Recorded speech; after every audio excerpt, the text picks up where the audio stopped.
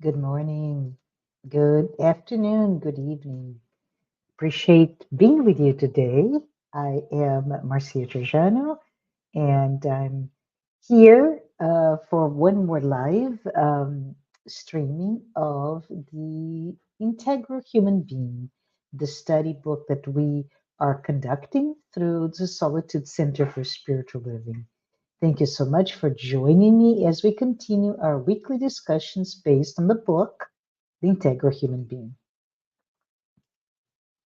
Wanted to just take a pause here because it's important for us to remember that the psychological series or psychology collection is a 16 book series by spiritual author Joanna de Angelis, and she has done this work, this beautiful work, in close cooperation with Divaldo Pereira Franco.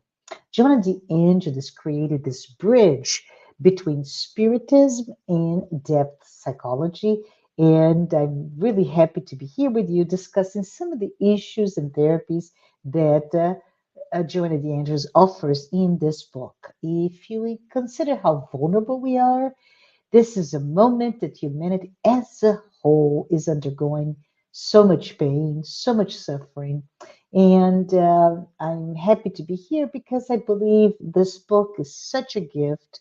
It discusses root causes and solutions to many of our psychological issues. Our focus today is to bring up another topic in this book.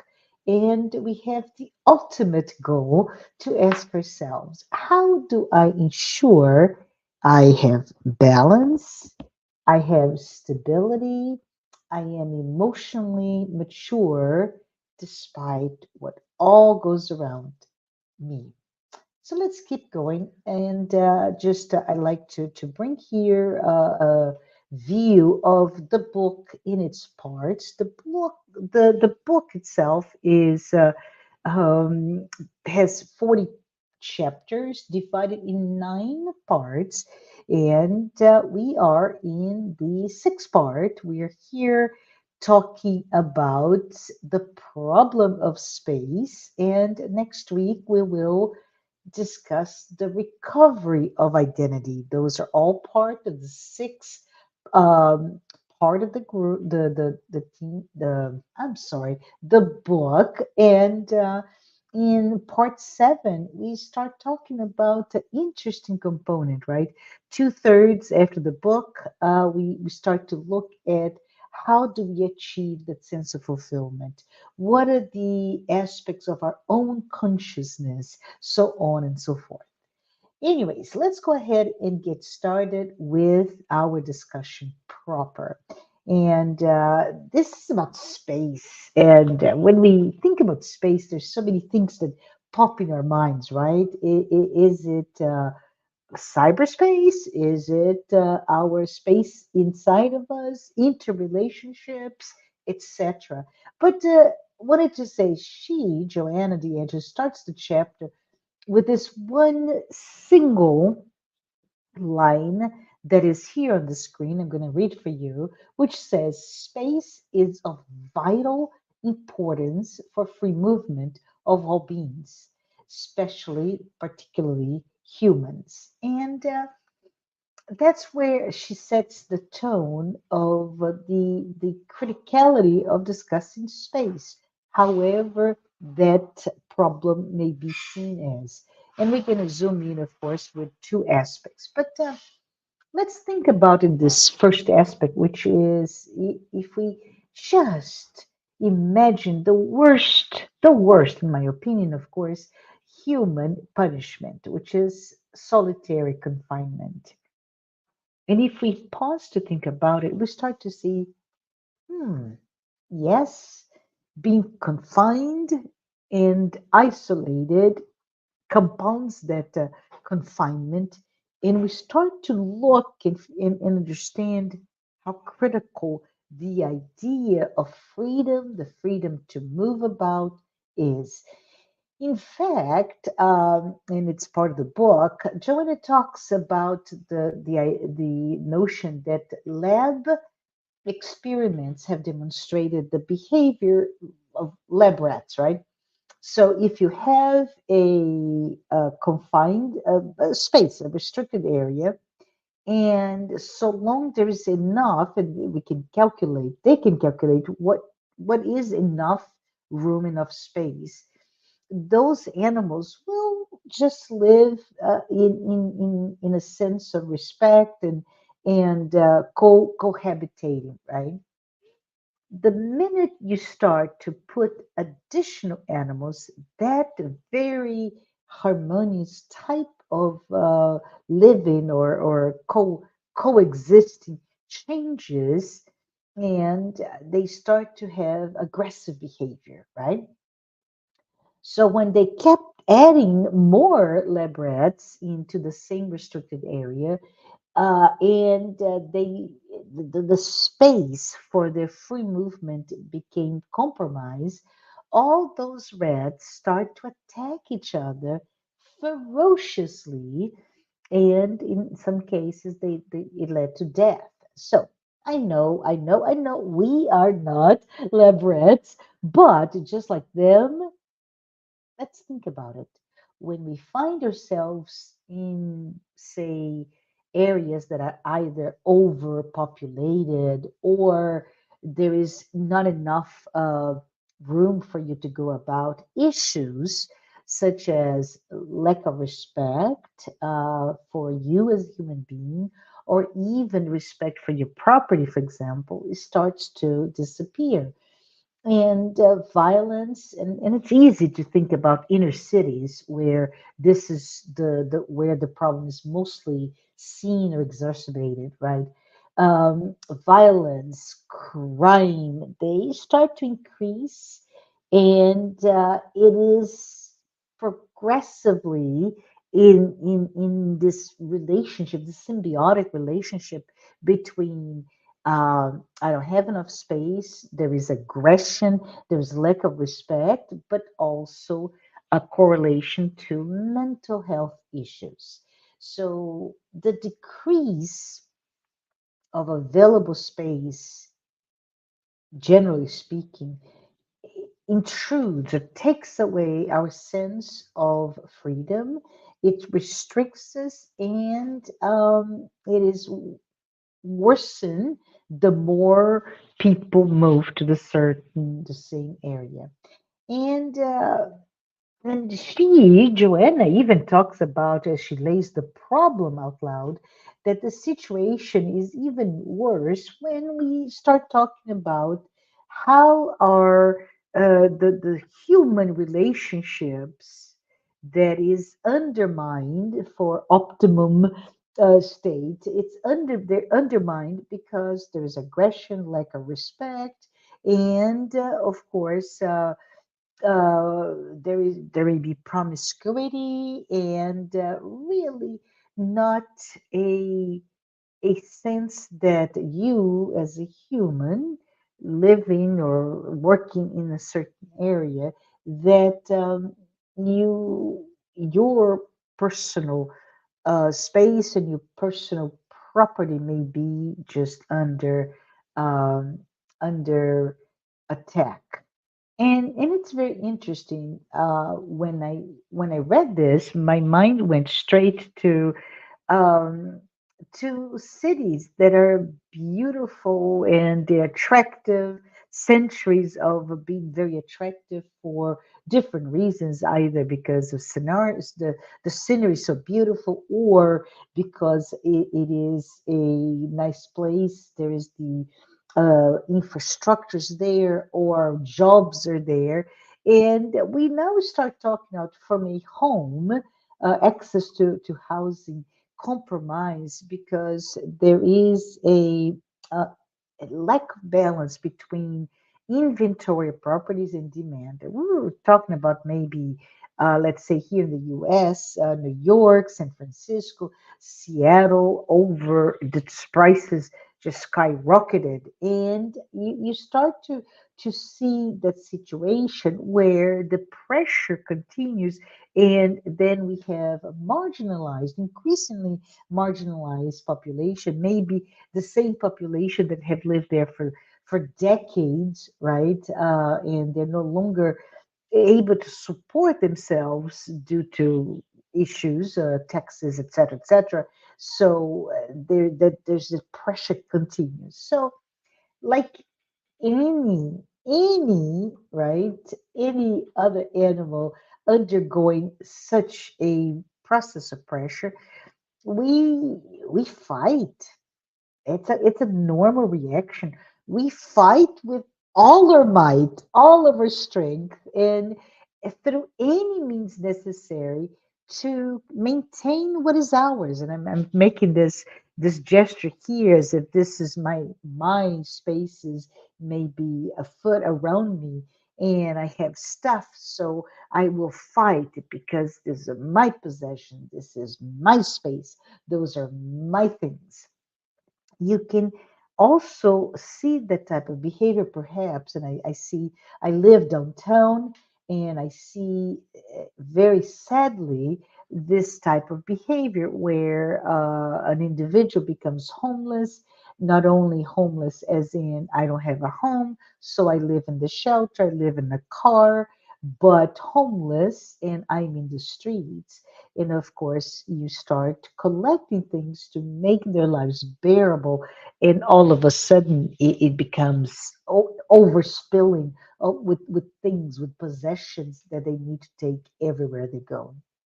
Um, let's not flip, but let's extend the idea of not of the space discussion, the space, not just physical space, but also social relationships, right? The same happens, the same thought process that is involuntary and largely unconscious. We also want to keep those close social relationships with us. And in many times we become zealous and we want to preserve them, right? We want to preserve it's my family, my spouse, my children, my parents, and it's my space. And it is also that mental structure. This is mine. And those are my values, right? You start to see where Joanne is talking here. What about my integrity, my sense of integrity? What is that? My sense of privacy. And you start to become so hyper protective of those dimensions of what is yours or not. And we somehow may lose our sense of freedom to be, to do as we see fit, because there is this tension. So if you were to have to think about a imagine this scenario where there is a family unit, and that family unit has access to their own space. Everything is demarcated, well respected. There's enough room. And from a social relationship perspective, they are affectionate. There is a sense of commonality, of sharing. They respect each other.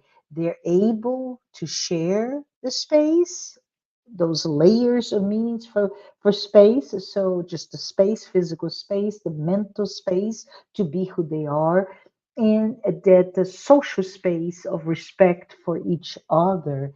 And you see there's a really nice give and take phenomenon that leads to cooperation. Well, this is the ideal scenario. Let's go to the next scenarios, which is the scenario where things things start to take a toll in that ideal scenario. Let's think about it. For example, spiritual and psychological maturity, for example, will lead us to have interesting relationships with our physical space. The opposite, which is the lack of maturity, is can be troubling because we may develop a sense of ownership, right? We own things. And when we own things, we transfer meaning to that ownership. And when we are lacking, and this is where the psychological and spiritual worlds collide, right? When we start to transfer meaning to that ownership, we start to often fill the void inside of us by filling it with things. It's just easier to control. And it's just very interesting. Just a comment here for you, for me. Just read a little, not very long, interesting article regarding people like me at my stage of life that, and there are many of us out there that are facing my maturity, physical, I'm talking about age, and dealing with or confronting or having to face our parents' end of life. Okay, all of us, doesn't matter where you are, how old you are, but this is something that is shared a lot currently.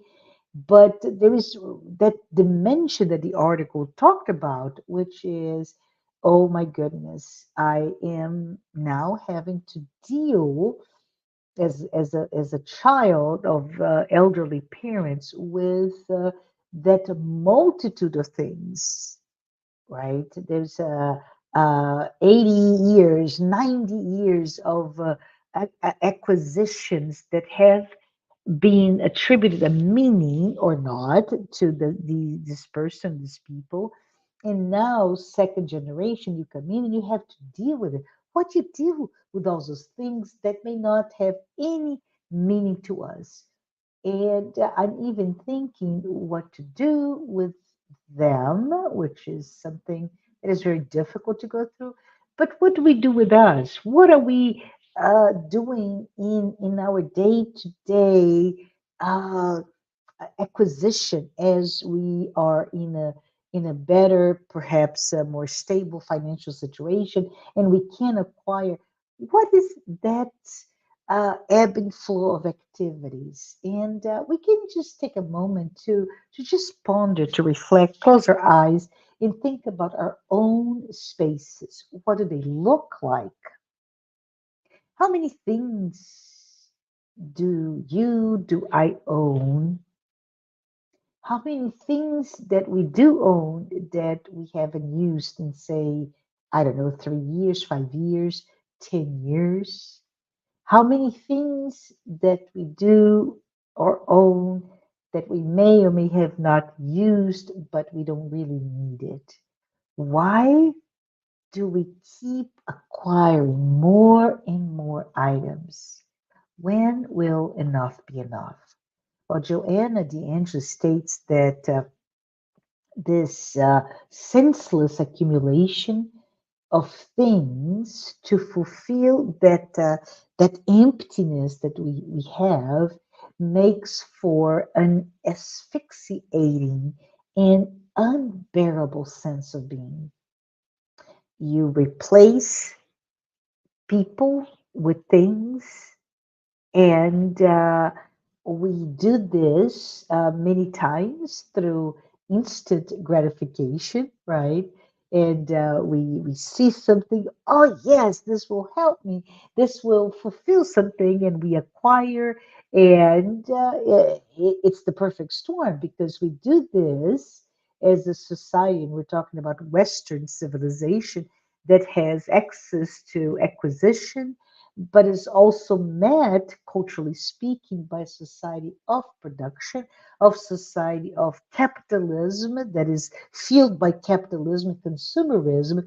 And boom, as soon as I have a desire for something, I acquire, I bring it to my space, but that sense of novelty will wear off.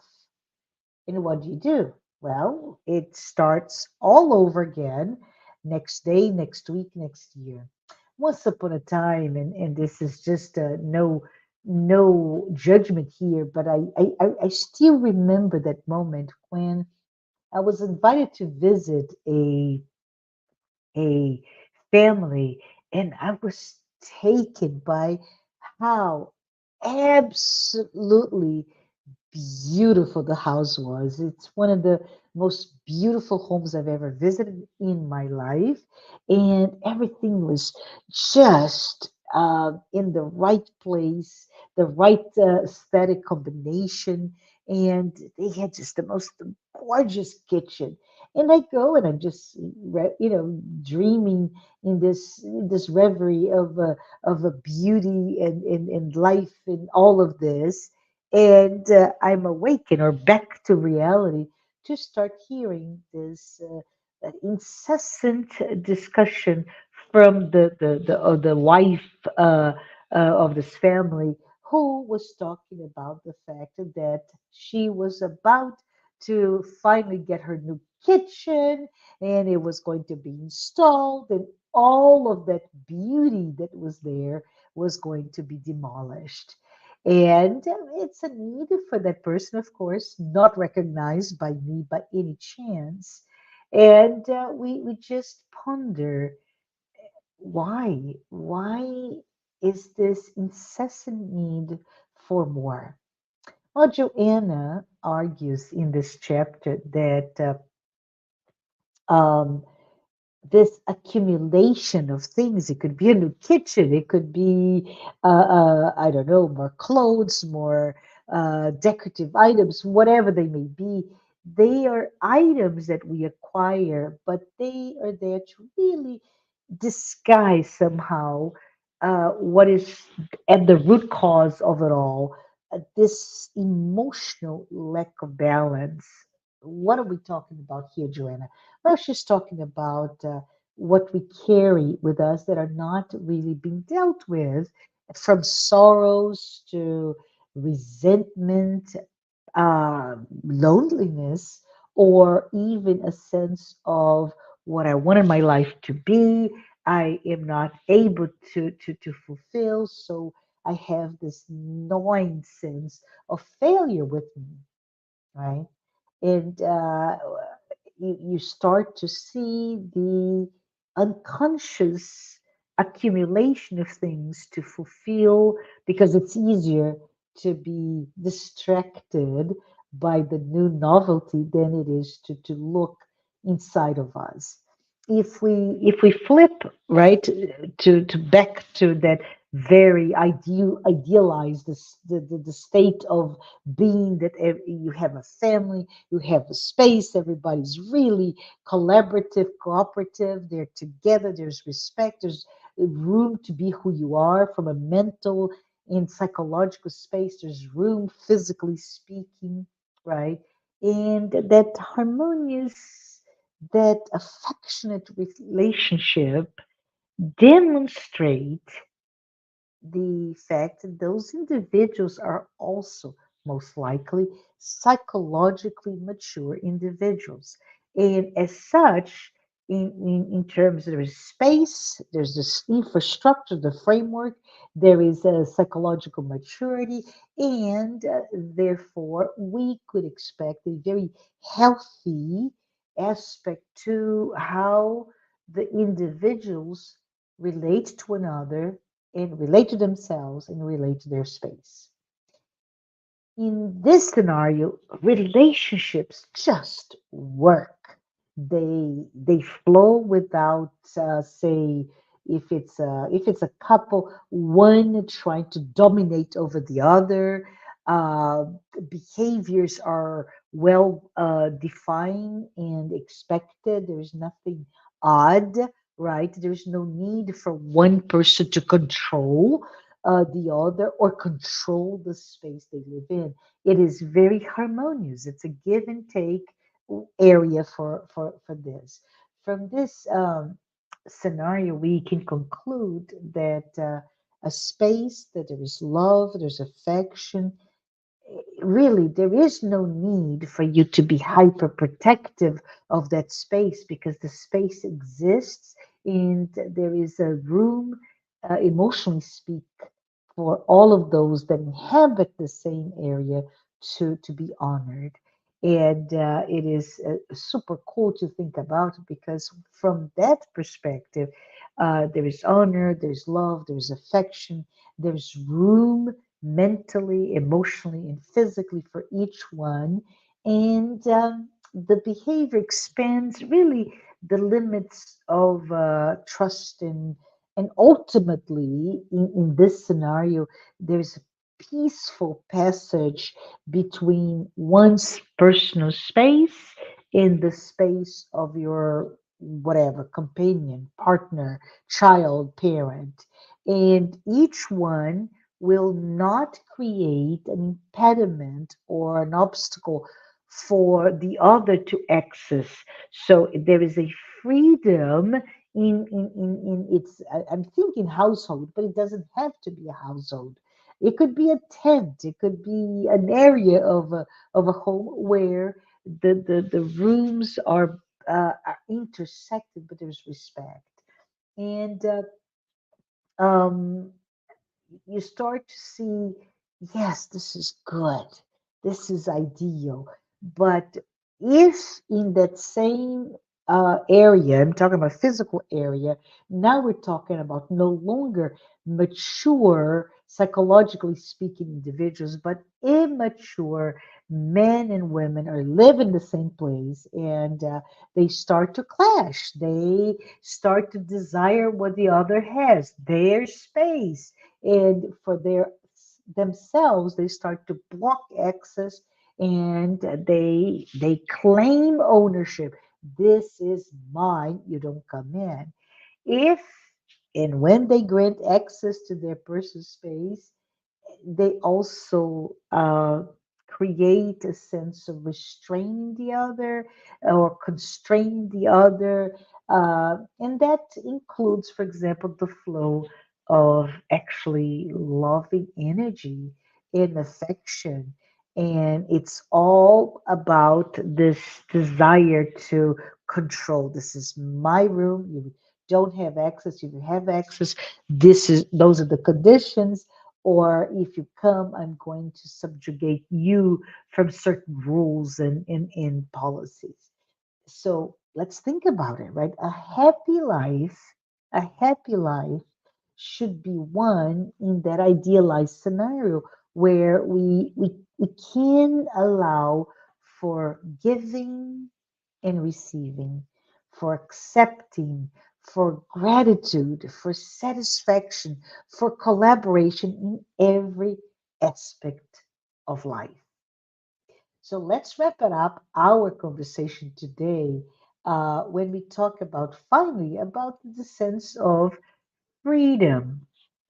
And of course, when we talk about space and we talk about things and emotional and psychological space, mental state, space, and we talk about freedom, we have to discuss the question of feeling um, ownership or having ownership, but feeling detached from those things or even people, right?